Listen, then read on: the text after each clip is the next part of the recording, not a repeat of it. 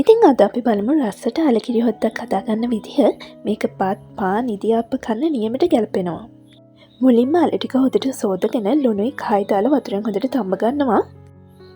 ඊළඟට ඇතිලියකට රතු ලුණු, සුදු ලුණු, රම්පෙ කරපිංචා, කුරුදු පොතු කෑල්ලක්, දෙකට කපාගත්ත අම්මිරිස් කරල් කිහිපයක්, උළුහල්, කහ, රසාලෝන් ලුණු එකතු කර ගන්නවා.